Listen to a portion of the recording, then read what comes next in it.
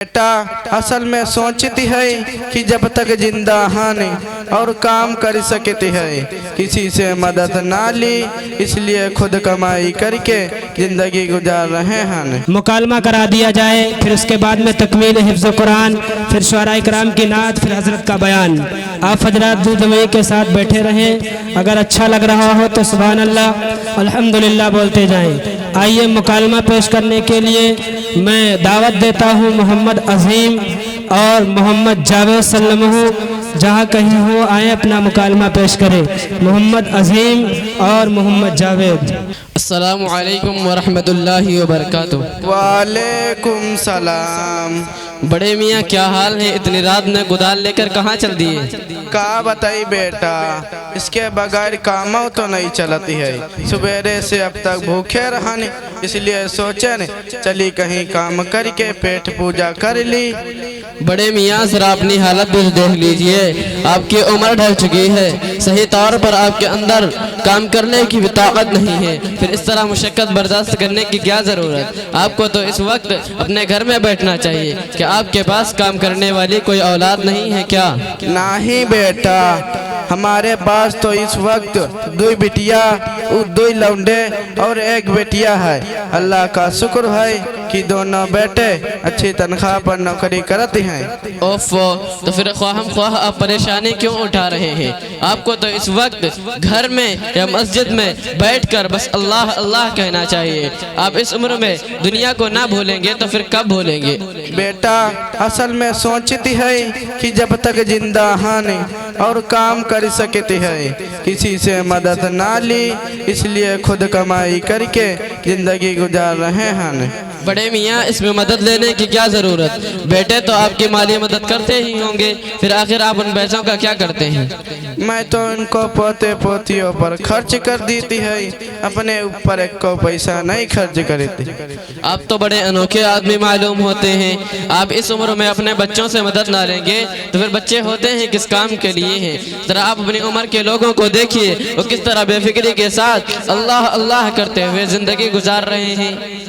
तो हम क्या करें? उनसे हमारो का लेन देन? अगर मैं दुनिया के लोगों के चक्कर में रही तो हमारी जिंदगी तबाह हो जाए। अच्छा ये बताइए कि आपने ईशा की नमाज पढ़ ली कि खेत की तरफ चल दिए? नमाज तो आज तक कबहू हम पढ़बे नहीं गए हैं, तो हमका मालूम नहीं है कि नमाज कैसी पढ़ी जाती है।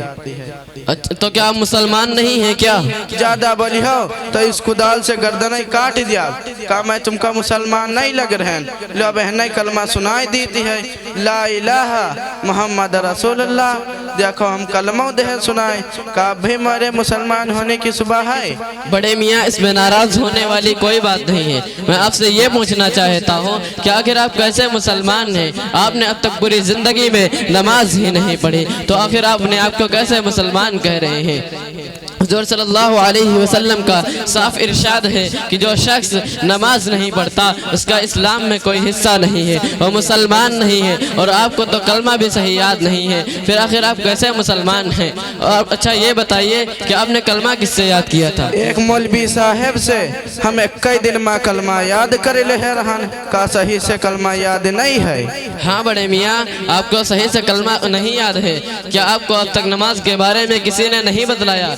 इसका मतलब ये है कि आपने अब तक पूरी जिंदगी बर्बाद कर ली। ऐसी बात नहीं है बेटा, उस मौलवी साहब ने नमाज के बारे में भी कुछ बतलाया था, लेकिन क्या करी, काम से फुर्सत ही नहीं मिलती है कि नमाज पढ़ी। मस्जिद से वापस आई कर सोचन कि अगर इतनी देर काम कर लिया जाए तो कुछ पैसा ही हाथ आ जाए। बड़े मियाँ अफसोस है आपके अकल और आपकी ज़िंदगी पर, आपने कैसे सोच लिया है कि नमाज से कोई फ़ायदा नहीं है। खुदा के वास्ते तौबा कीजिए, वरना इसी हालत में मौत हो गई तो मामला ख़राब हो जाएगा, तो मामला ख़राब हो जाएगा। क्या आप इतने मशगूल रहते हैं कि नमाज जैसी अहम चीज़ के लिए आपको फुर्सत नहीं मिलती? क्या आपको एहसास नहीं कि आप बहुत ही जल्द इस दुनिया से रुखसत होकर खुदा के सामने हाजिर होने वाले हैं? वहाँ आप कौन सा मुँह लेकर जाएंगे? वहाँ अल्लाह آپ سے یہ نہیں پوچھے گا کہ میاں کتنا مال کمایا اور کتنے بچوں کی پرورش کی، وہاں اللہ تو آپ سے یہ پوچھے گا کہ میاں نماز کیوں نہیں پڑھی۔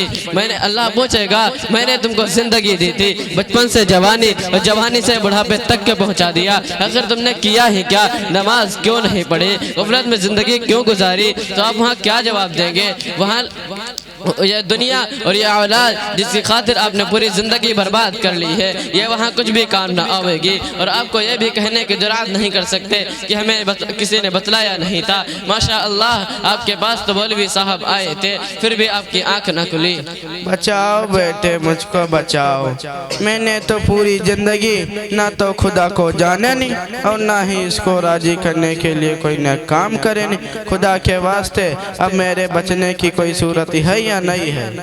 بڑے میاں خدا کا دربار بڑا وسیع ہے، وہ تو ہر پکارنے والے کی آواز کو سنتا ہے کہ اگر کوئی شخص پوری زندگی گناہ کرتا ہے پھر مرتے وقت کلمہ پڑھ لیتا ہے تو اللہ تعالیٰ اس کی ساری خطاؤں کو معاف فرما دیتے ہیں اور اس کی مغفرت کر دی جاتی ہے۔